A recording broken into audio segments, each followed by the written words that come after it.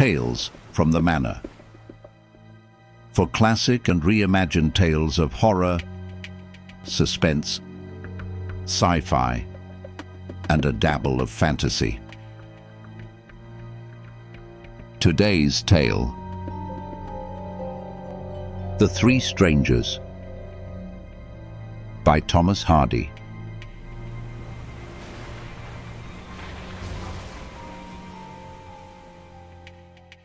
The Three Strangers.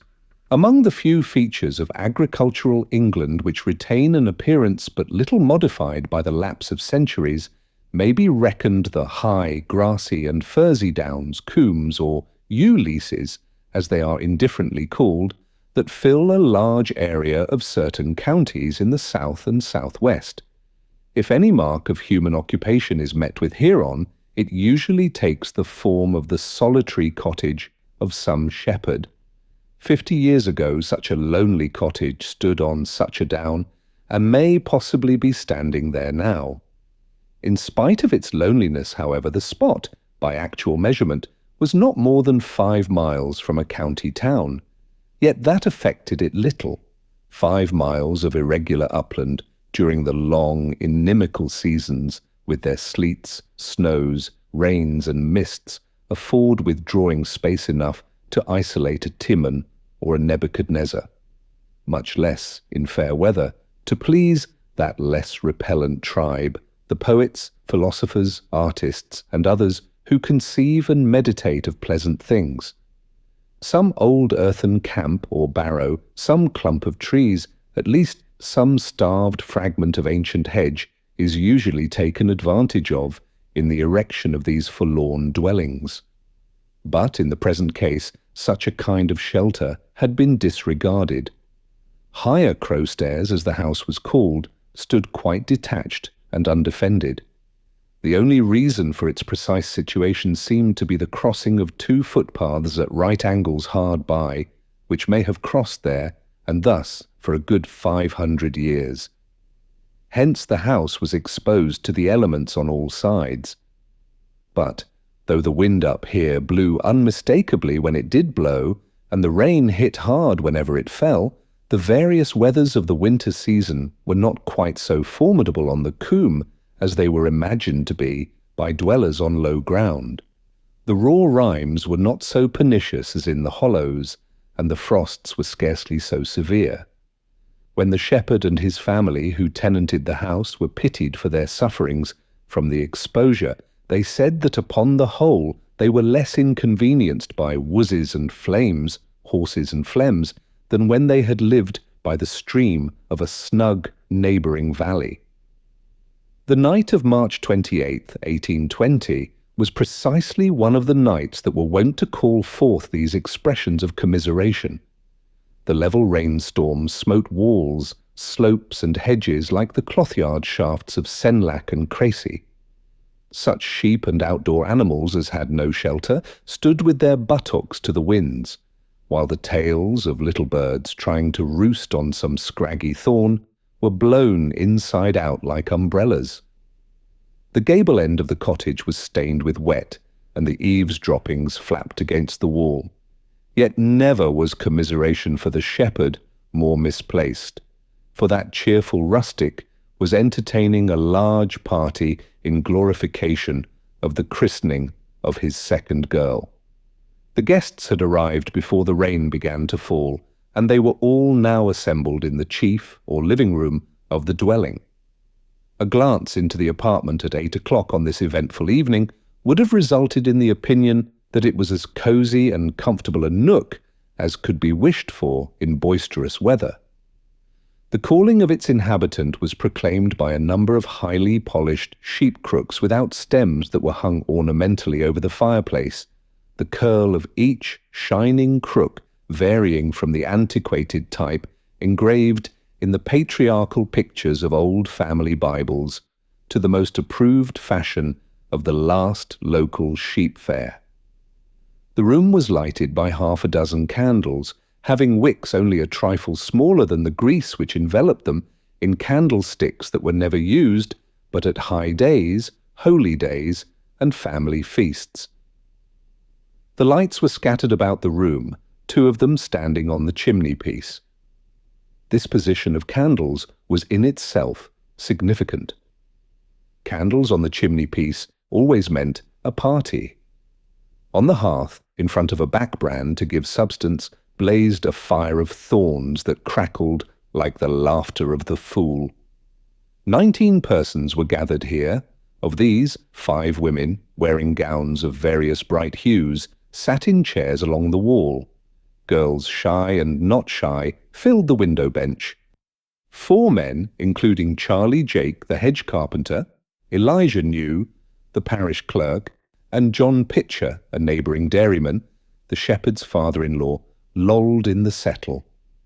A young man and maid, who were blushing over tentative pourparlours on a life companionship, sat beneath the corner cupboard, and an elderly, engaged man of 50 or upward moved restlessly about from spots where his betrothed was not to the spot where she was.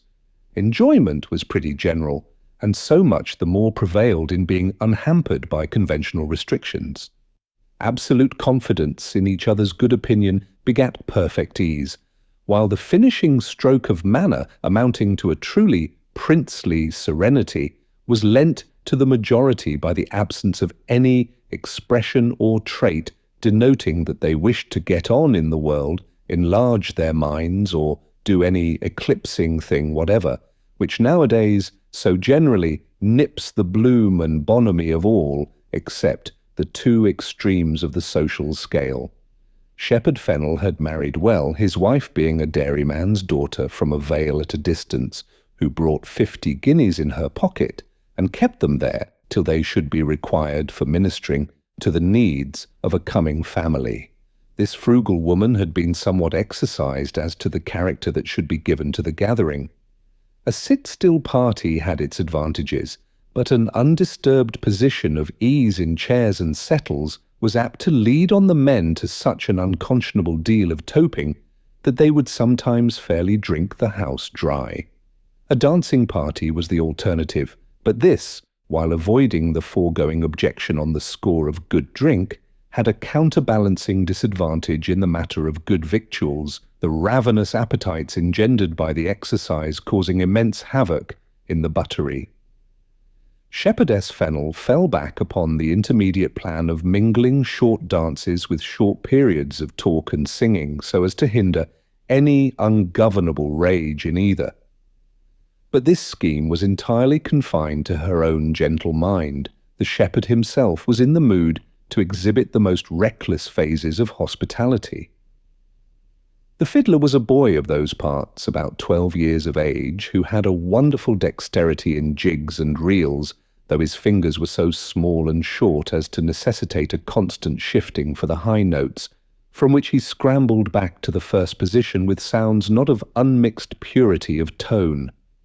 At 7, the shrill tweedledee of this youngster had begun, accompanied by a booming ground bass from Elijah New, the parish clerk, who had thoughtfully brought with him his favourite musical instrument, the serpent. Dancing was instantaneous, Mrs. Fennel privately enjoining the players on no account to let the dance exceed the length of a quarter of an hour. But Elijah and the boy, in the excitement of their position, quite forgot the injunction. Moreover, Oliver Giles, a man of 17, one of the dancers, who was enamoured of his partner, a fair girl of 33 rolling years, had recklessly handed a new crown piece to the musicians as a bribe to keep going as long as they had muscle and wind. Mrs. Fennel, seeing the steam begin to generate on the countenances of her guests, crossed over and touched the fiddler's elbow and put her hand on the serpent's mouth. But they took no notice, and fearing she might lose her character of genial hostess if she were to interfere too markedly, she retired and sat down helpless. And so the dance whizzed on with cumulative fury, the performers moving in their planet-like courses direct and retrograde, from apogee to perigee, till the hand of the well-kicked clock at the bottom of the room had travelled over the circumference of an hour. While these cheerful events were in course of enactment within Fennel's pastoral dwelling, an incident having considerable bearing on the party had occurred in the gloomy night without. Mrs. Fennell's concern about the growing fierceness of the dance corresponded in point of time with the ascent of a human figure to the solitary hill of higher Crowstairs from the direction of the distant town. This personage strode on through the rain without a pause, following the little worn path which, further on in its course, skirted the shepherd's cottage. It was nearly the time of full moon, and on this account, though the sky was lined with a uniform sheet of dripping cloud, ordinary objects out of doors were readily visible. The sad wan light revealed the lonely pedestrian to be a man of supple frame. His gait suggested that he had somewhat passed the period of perfect and instinctive agility, though not so far as to be otherwise than rapid of motion when occasion required. At a rough guess, he might have been about 40 years of age. He appeared tall, but a recruiting sergeant, or other person accustomed to the judging of men's heights by the eye, would have discerned that this was chiefly owing to his gauntness, and that he was not more than 5 feet 8 or 9. Notwithstanding the regularity of his tread, there was caution in it, as in that of one who mentally feels his way. And despite the fact that it was not a black coat nor a dark garment of any sort that he wore, there was something about him which suggested that he naturally belonged to the black-coated tribes of men. His clothes were of fustian, and his boots hobnailed, yet in his progress he showed not the mud-accustomed bearing of hobnailed and fustianed peasantry.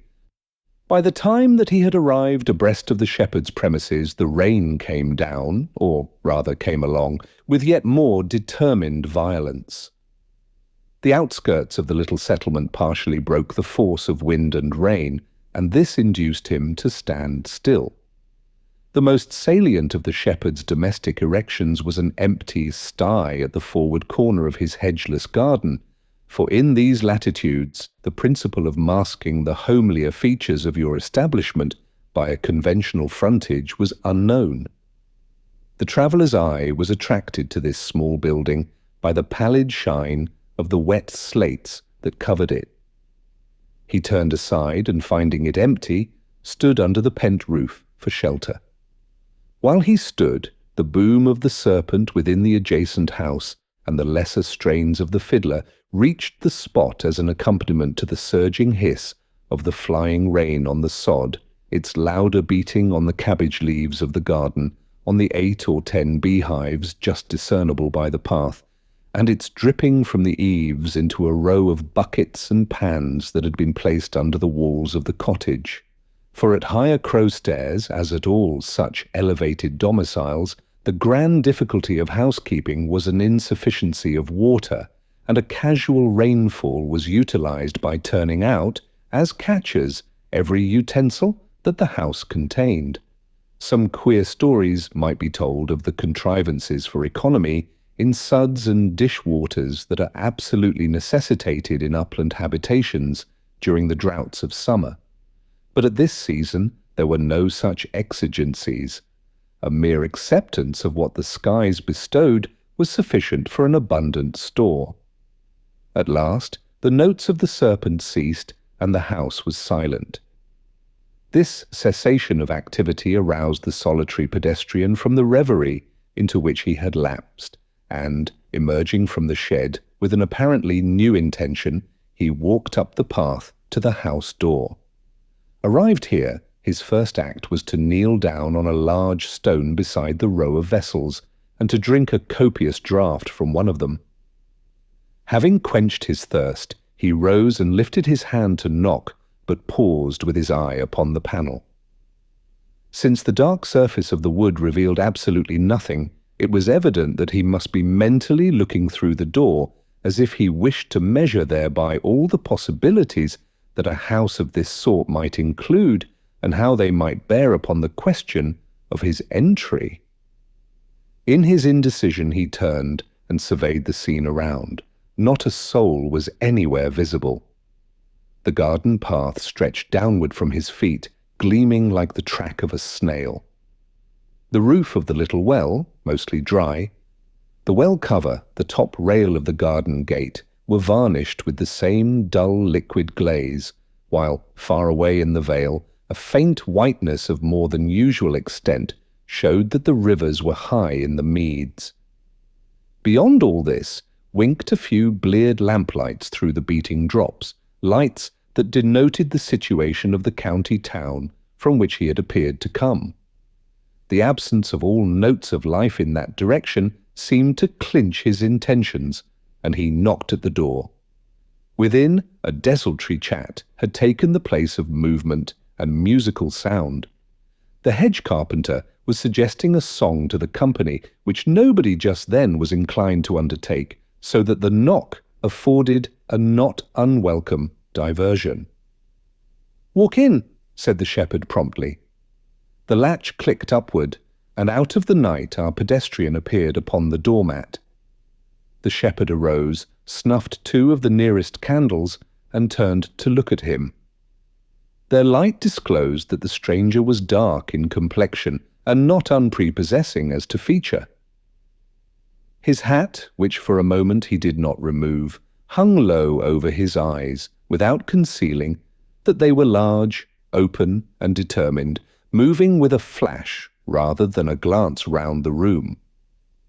He seemed pleased with his survey, and, baring his shaggy head, said in a rich, deep voice, "The rain is so heavy, friends, that I ask leave to come in and rest a while." "To be sure, stranger," said the shepherd, "and faith, you've been lucky in choosing your time, for we are having a bit of a fling for a glad cause. Though, to be sure, a man could hardly wish that glad cause to happen more than once a year." "Nor less," spoke up a woman, "for 'tis best to get your family over and done with as soon as you can, so as to be all the earlier out of the faggot." "And what may be this glad cause?" asked the stranger. "A birth and christening," said the shepherd. The stranger hoped his host might not be made unhappy either by too many or too few of such episodes, and being invited by a gesture to a pull at the mug, he readily acquiesced. His manner, which before entering had been so dubious, was now altogether that of a careless and candid man. "Late to be traipsing athwart this coombe, hey?" said the engaged man of 50. "Late it is, master, as you say. I'll take a seat in the chimney corner, if you have nothing to urge against it, ma'am, for I am a little moist on the side that was next the rain." Mrs. Shepherd Fennel assented, and made room for the self-invited comer, who, having got completely inside the chimney corner, stretched out his legs and his arms with the expansiveness of a person quite at home. "Yes, I am rather cracked in the vamp," he said freely, seeing that the eyes of the shepherd's wife fell upon his boots. "And I am not well fitted either. I have had some rough times lately and have been forced to pick up what I can get in the way of wearing, but I must find a suit better fit for working days when I reach home." "One of hereabouts?" she inquired. "Not quite that. Further up the country?" "I thought so. And so be I, and by your tongue you come from my neighbourhood. But you would hardly have heard of me," he said quickly. "My time would be long before yours, ma'am, you see." This testimony to the youthfulness of his hostess had the effect of stopping her cross-examination. "There is only one thing more wanted to make me happy," continued the newcomer, "and that is a little baccy, which I am sorry to say I am out of." "I'll fill your pipe," said the shepherd. "I must ask you to lend me a pipe likewise." "A smoker and no pipe about E? I have dropped it somewhere on the road." The shepherd filled and handed him a new clay pipe, saying, as he did so, "Hand me your baccy box, I'll fill that too, now I'm about it." The man went through the movement of searching his pockets. "Lost that too?" said his entertainer with some surprise.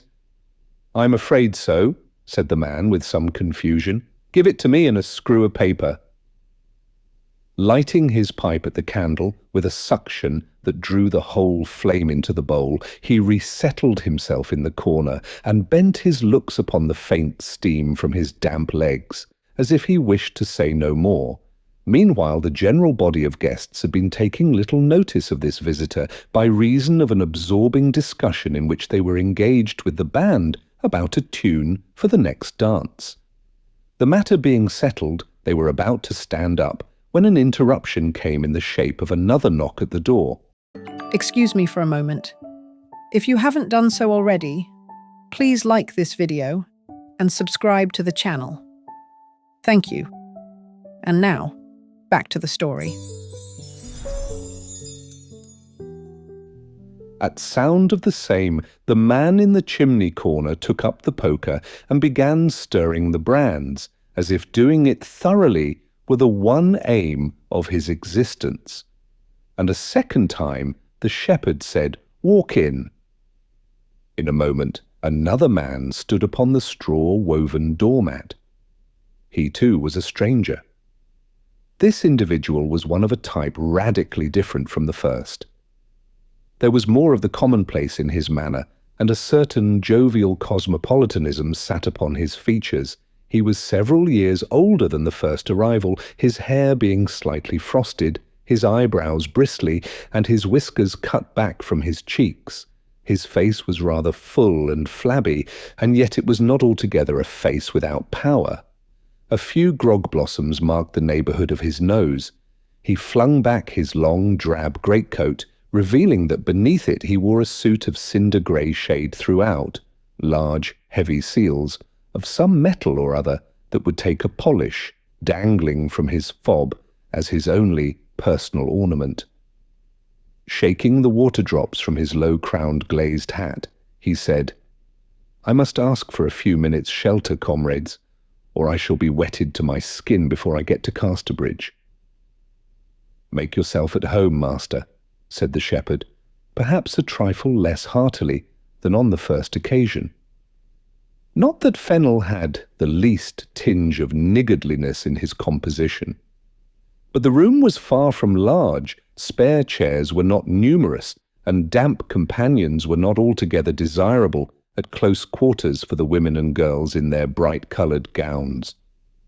However, the second comer, after taking off his greatcoat and hanging his hat on a nail in one of the ceiling beams as if he had been specially invited to put it there, advanced and sat down at the table.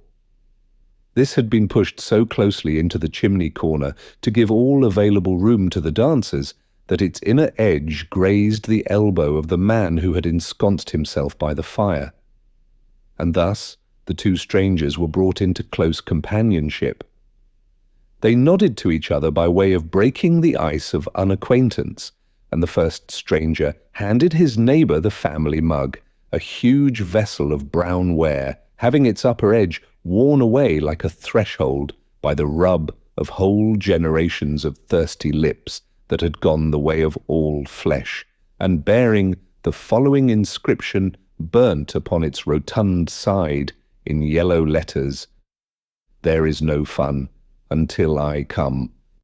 The other man, nothing loth, raised the mug to his lips and drank on and on and on, till a curious blueness overspread the countenance of the shepherd's wife, who had regarded with no little surprise the first stranger's free offer to the second of what did not belong to him to dispense.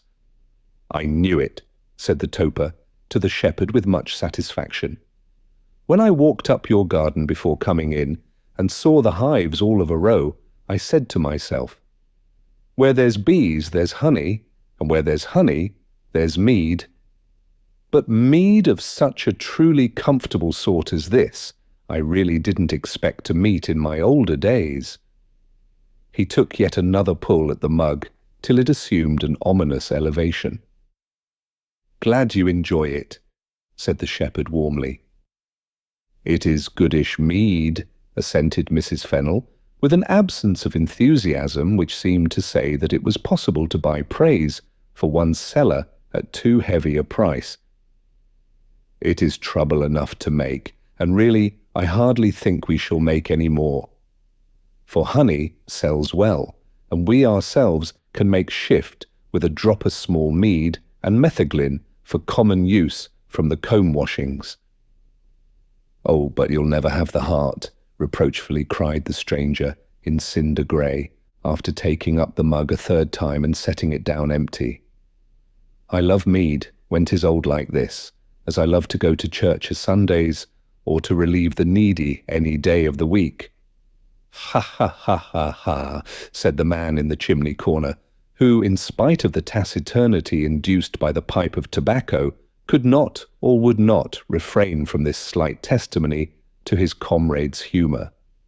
Now the old mead of those days, brewed of the purest first-year or maiden honey, 4 pounds to the gallon, with its due complement of white of eggs, cinnamon, ginger, cloves, mace, rosemary, yeast, and processes of working, bottling, and cellaring, tasted remarkably strong, but it did not taste so strong as it actually was.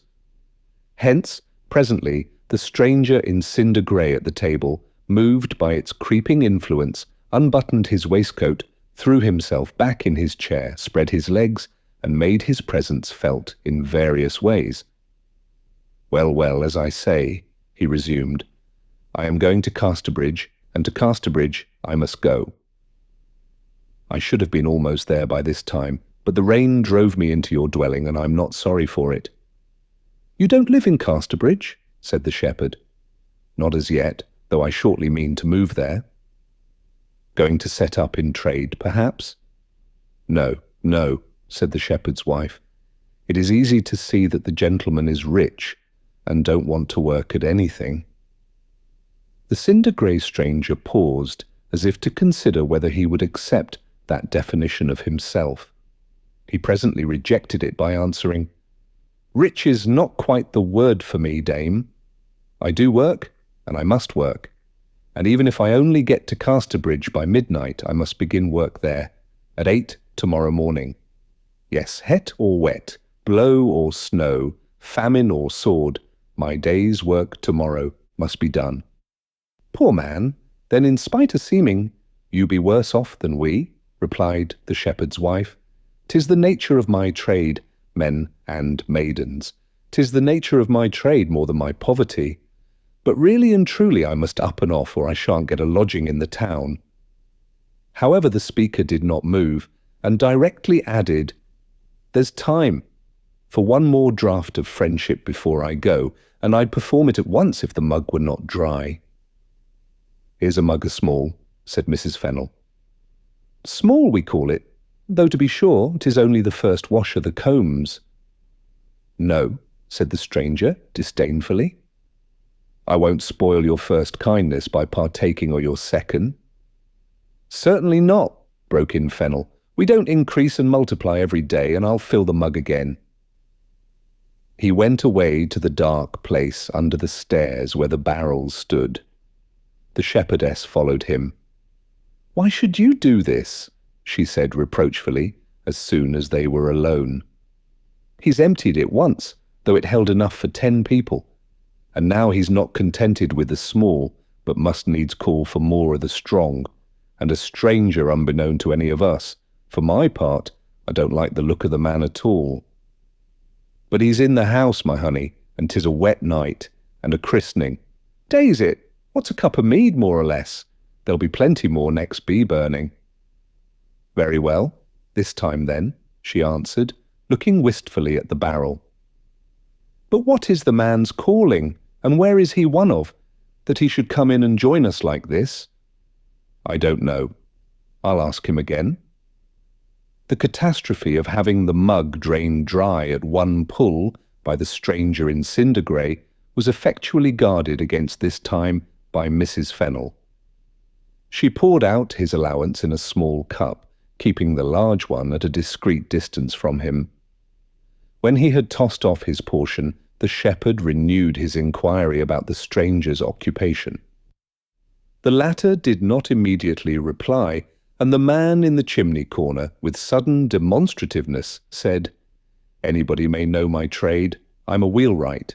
A very good trade for these parts," said the shepherd. "And anybody may know mine, if they've the sense to find it out," said the stranger in cinder grey. "You may generally tell what a man is by his claws," observed the hedge carpenter, looking at his own hands. "My fingers be as full of thorns as an old pin-cushion is of pins." The hands of the man in the chimney corner instinctively sought the shade, and he gazed into the fire as he resumed his pipe. The man at the table took up the hedge carpenter's remark and added smartly, "True, but the oddity of my trade is that instead of setting a mark upon me, it sets a mark upon my customers." No observation being offered by anybody in elucidation of this enigma, the shepherd's wife once more called for a song. The same obstacles presented themselves as at the former time. One had no voice, another had forgotten the first verse. The stranger at the table, whose soul had now risen to a good working temperature, relieved the difficulty by exclaiming that to start the company, he would sing himself.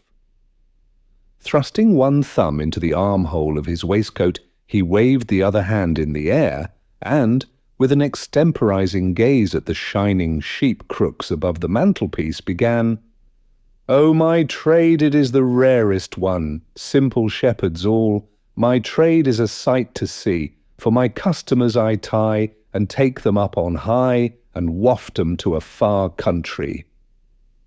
The room was silent when he had finished the verse, with one exception, that of the man in the chimney corner, who, at the singer's word, "chorus," joined him in a deep bass voice of musical relish, and waft 'em to a far country.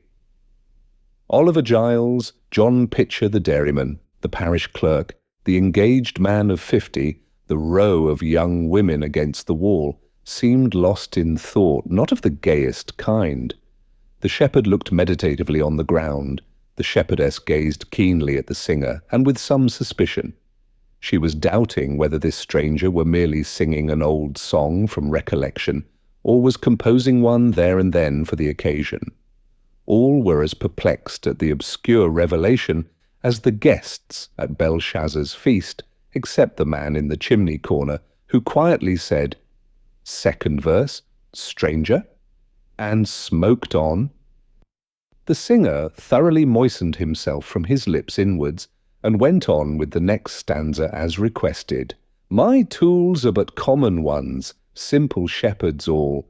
My tools are no sight to see. A little hempen string, and a post whereon to swing, are implements enough for me." Shepherd Fennel glanced round. There was no longer any doubt that the stranger was answering his question rhythmically. The guests, one and all, started back with suppressed exclamations. The young woman engaged to the man of 50 fainted halfway, and would have proceeded, but finding him wanting in alacrity for catching her, she sat down, trembling. "Oh, he's the—" whispered the people in the background, mentioning the name of an ominous public officer. "He's come to do it. 'Tis to be at Casterbridge jail tomorrow, the man for sheep stealing, the poor clockmaker we heard of, who used to live away at Shottsford, and had no work to do, Timothy Summers, whose family were a-starving, and so he went out of Shottsford by the high road, and took a sheep in open daylight, defying the farmer, and the farmer's wife, and the farmer's lad, and every man jack among 'em.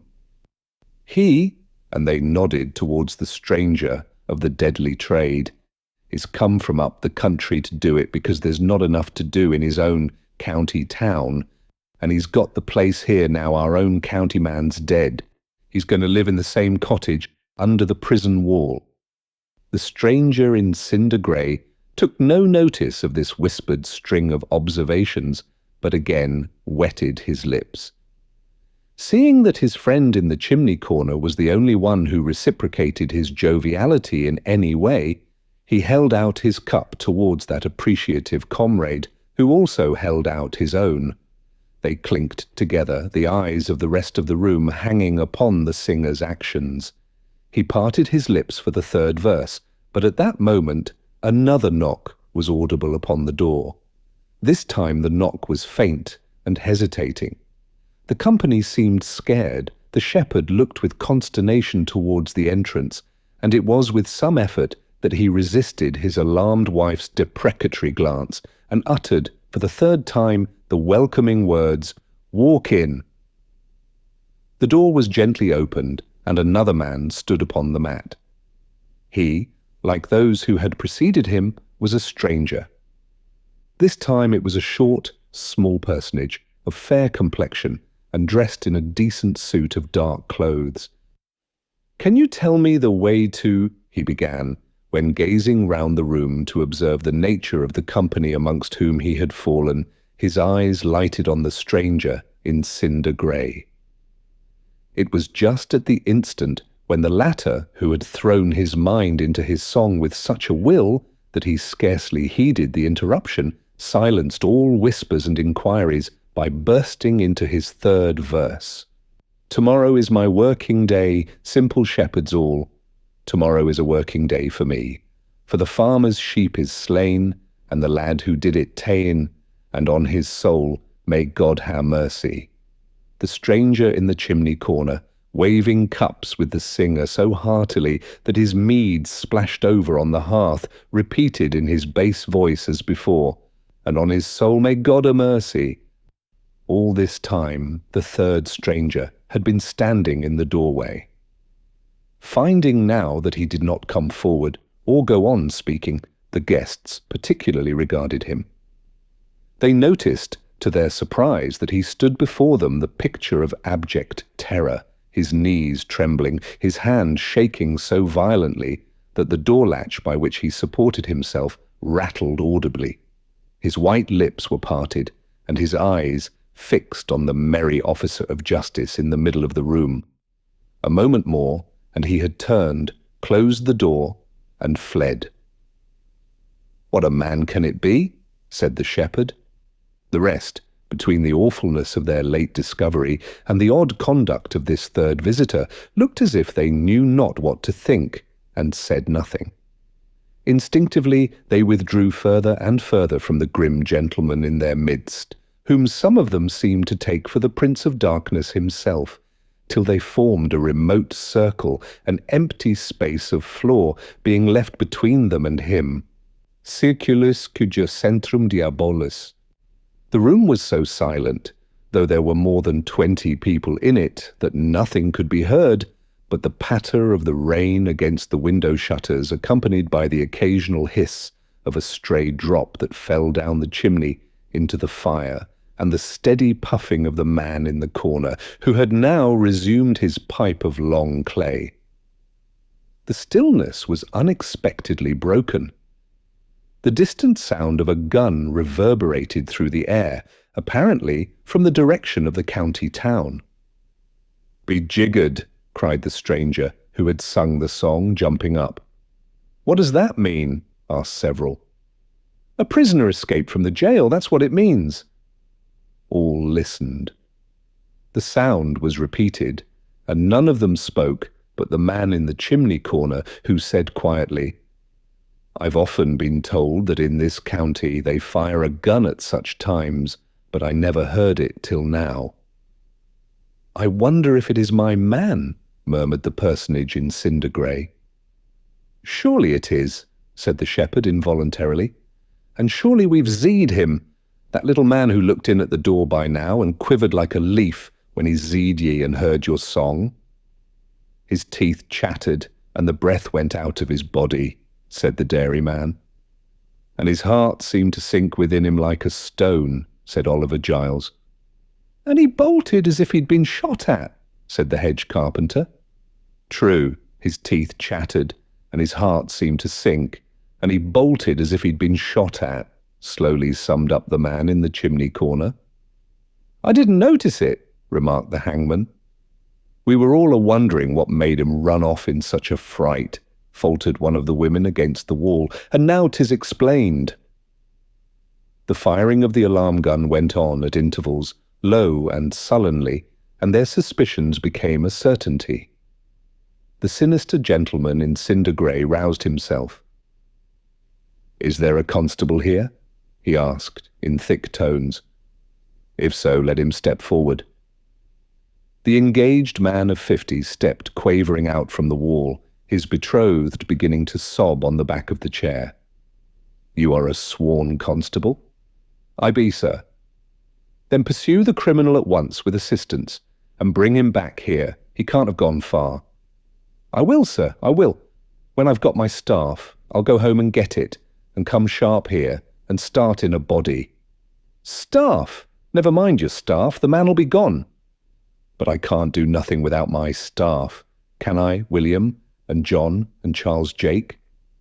"No, for there's the King's royal crown, a-painted on it in yaller and gold, and the lion and the unicorn, so as when I raise up and hit my prisoner, 'tis made a lawful blow thereby. I wouldn't tempt to take up a man without my staff, no, not I. If I hadn't the law to gie me courage, why, instead of my taking up him, he might take up me. Now I'm a king's man myself, and can give you authority enough for this," said the formidable officer in grey. "Now then, all of ye, be ready. Have ye any lanterns?" "Yes." "Have ye any lanterns? I demand it," said the constable. "And the rest of you able-bodied?" "Able-bodied men, yes, the rest of ye," said the constable. "Have you some good stout staves and pitchforks?" "Staves and pitchforks, in the name of the law, and take 'em in your hands and go in quest, and do as we in authority tell ye." Thus aroused, the men prepared to give chase. The evidence was indeed, though circumstantial, so convincing that but little argument was needed to show the shepherd's guests that after what they had seen, it would look very much like connivance if they did not instantly pursue the unhappy third stranger, who could not as yet have gone more than a few 100 yards over such uneven country. A shepherd is always well provided with lanterns, and lighting these hastily, and with hurdle staves in their hands, they poured out of the door, taking a direction along the crest of the hill, away from the town, the rain having, fortunately, a little abated. Disturbed by the noise, or possibly by unpleasant dreams of her baptism, the child who had been christened began to cry heartbrokenly in the room overhead. These notes of grief came down through the chinks of the floor to the ears of the women below, who jumped up one by one and seemed glad of the excuse to ascend and comfort the baby, for the incidents of the last half-hour greatly oppressed them. Thus, in the space of 2 or 3 minutes, the room on the ground floor was deserted quite. But it was not for long. Hardly had the sound of footsteps died away when a man returned round the corner of the house from the direction the pursuers had taken. Peeping in at the door, and seeing nobody there, he entered leisurely. It was the stranger of the chimney corner, who had gone out with the rest. The motive of his return was shown by his helping himself to a cut piece of skimmer cake that lay on a ledge beside where he had sat, and which he had apparently forgotten to take with him. He also poured out half a cup more mead from the quantity that remained, ravenously eating and drinking these as he stood. He had not finished when another figure came in just as quietly, his friend in cinder grey. "Oh, you here?" said the latter, smiling. "I thought you had gone to help in the capture." And this speaker also revealed the object of his return by looking solicitously round for the fascinating mug of old mead. "And I thought you had gone," said the other, continuing his skimmer cake with some effort. "Well, on second thoughts, I felt there were enough without me," said the first confidentially. "And such a night as it is, too. Besides, 'tis the business of the government to take care of its criminals, not mine." "True, so it is. And I felt as you did that there were enough without me. I don't want to break my limbs running over the humps and hollows of this wild country. Nor I neither, between you and me. These shepherd people are used to it. Simple-minded souls, you know, stirred up to anything in a moment. They'll have him ready for me before the morning, and no trouble to me at all. They'll have him, and we shall have saved ourselves all labour in the matter." "True, true. Well, my way is to Casterbridge, and 'tis as much as my legs will do to take me that far. Going the same way, No, I am sorry to say. I have to get home over there. He nodded indefinitely to the right. And I feel as you do that it is quite enough for my legs to do before bedtime. The other had by this time finished the mead in the mug, after which, shaking hands heartily at the door and wishing each other well, they went their several ways. In the meantime, the company of pursuers had reached the end of the Hogsback elevation, which dominated this part of the down. They had decided on no particular plan of action, and, finding that the man of the baleful trade was no longer in their company, they seemed quite unable to form any such plan now. They descended in all directions down the hill, and straightway several of the party fell into the snare set by nature for all misguided midnight ramblers over this part of the Cretaceous formation. The Longchaise, or flint slopes, which belted the escarpment at intervals of a dozen yards, took the less cautious ones unawares, and losing their footing on the rubbly steep, they slid sharply downwards, the lanterns rolling from their hands to the bottom, and there lying on their sides till the horn was scorched through. When they had again gathered themselves together, the shepherd, as the man who knew the country best, took the lead and guided them round these treacherous inclines. The lanterns, which seemed rather to dazzle their eyes and warn the fugitive than to assist them in the exploration, were extinguished. Due silence was observed, and in this more rational order they plunged into the vale. It was a grassy, briery, moist defile, affording some shelter to any person who had sought it, but the party perambulated it in vain, and ascended on the other side. Here they wandered apart, and after an interval closed together again to report progress. At the second time of closing in, they found themselves near a lonely ash, the single tree on this part of the coombe, probably sown there by a passing bird some 50 years before. And here, standing a little to one side of the trunk, as motionless as the trunk itself, appeared the man they were in quest of, his outline being well defined against the sky beyond. The band noiselessly drew up and faced him. "Your money or your life," said the constable sternly to the still figure. "No, no," whispered John Pitcher. "'Tisn't our side ought to say that.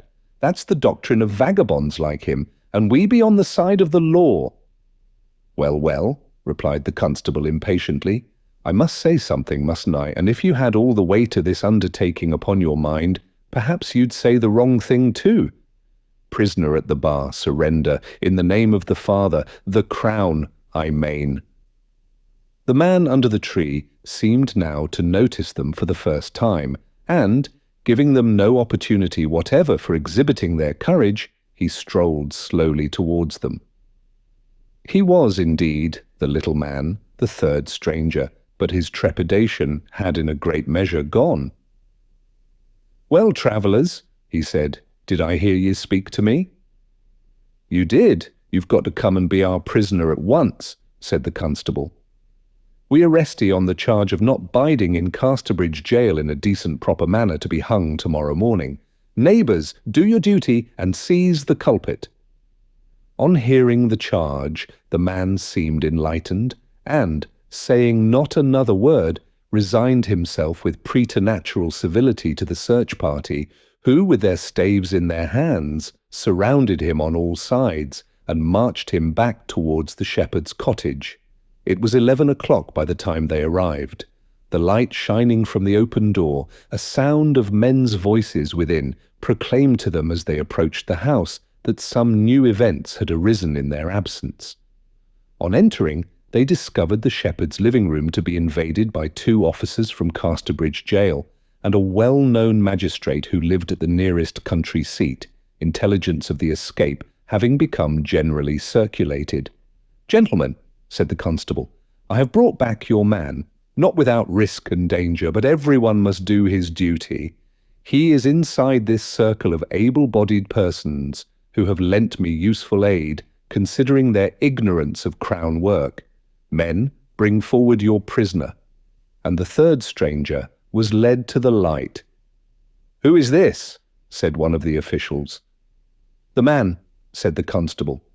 "Certainly not," said the turnkey, and the first corroborated his statement. "But how can it be otherwise?" asked the constable.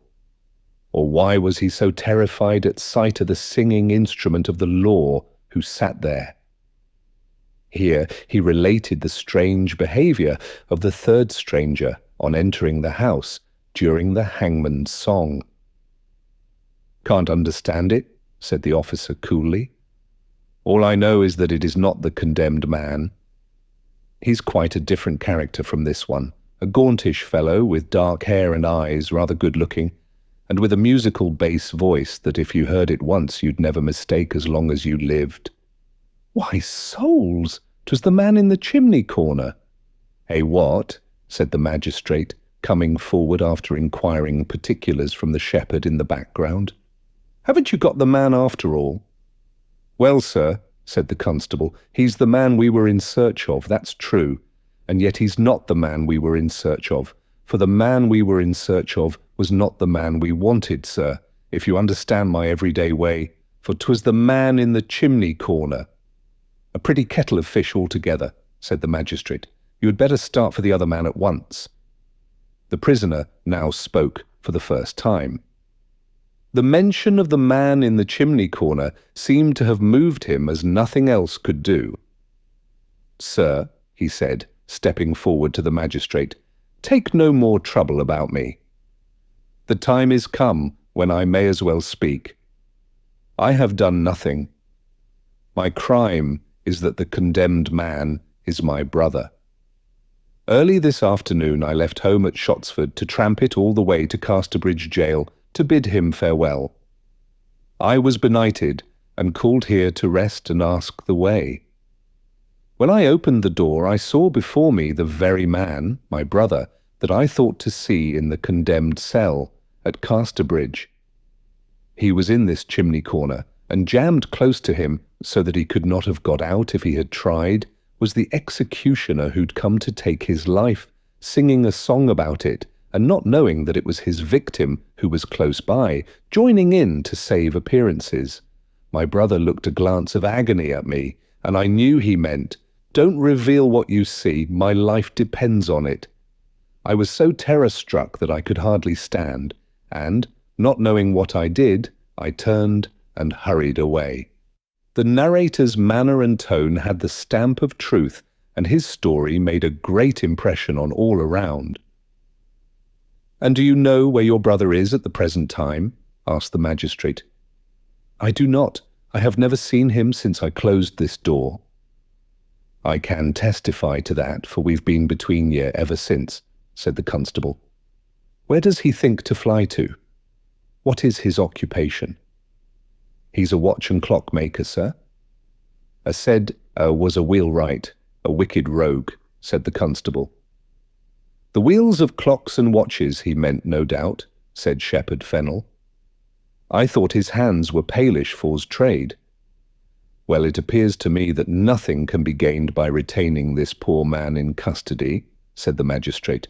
"Your business lies with the other, unquestionably." And so the little man was released off-hand, but he looked nothing the less sad on that account, it being beyond the power of magistrate or constable to raze out the written troubles in his brain, for they concerned another whom he regarded with more solicitude than himself. When this was done, and the man had gone his way, the night was found to be so far advanced that it was deemed useless to renew the search before the next morning. Next day, accordingly, the quest for the clever sheep-stealer became general and keen, to all appearance at least.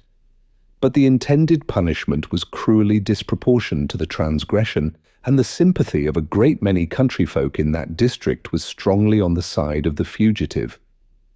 Moreover, his marvellous coolness and daring in hob and nobbing with the hangman, under the unprecedented circumstances of the shepherd's party, won their admiration, so that it may be questioned if all those who ostensibly made themselves so busy in exploring woods and fields and lanes were quite so thorough when it came to the private examination of their own lofts and outhouses.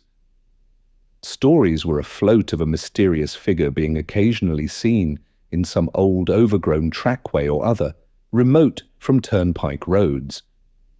But when a search was instituted in any of these suspected quarters, nobody was found.